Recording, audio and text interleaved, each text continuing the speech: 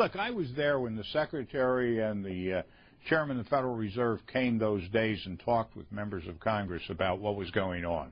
It was about September 15th. Here's the facts, and we don't even talk about these things. On Thursday at about 11 o'clock in the morning, the Federal Reserve noticed a tremendous drawdown of money market accounts in the United States to the tune of $550 billion was being drawn out in a matter of an hour or two. The Treasury opened up its window to help.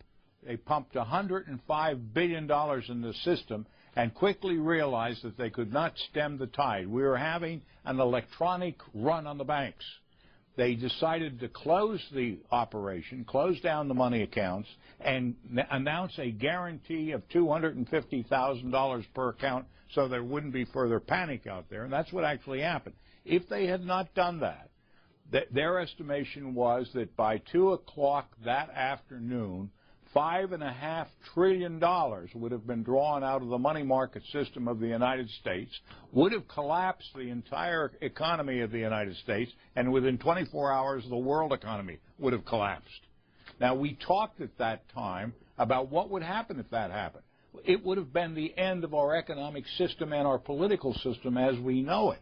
And that's why, when they made the point, we've got to act and do things quickly, we did. Now, Secretary Paulson said, let's buy out these subprime mortgages.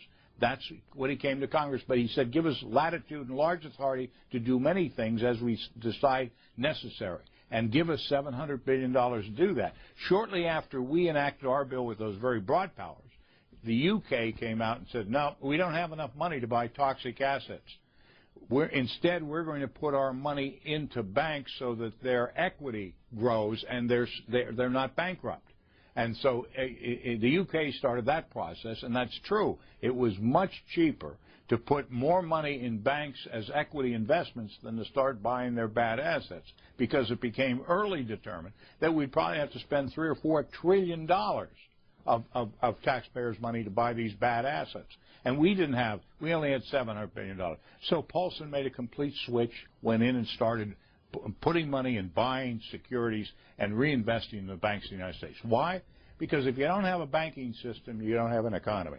And although we did that, it wasn't enough money, and as fast as we did that, the economy has been falling. And the reason last week, we're really no better off today than we were 3 months ago, because we've had a decrease in the equity positions of banks because other assets are going sour by the moment.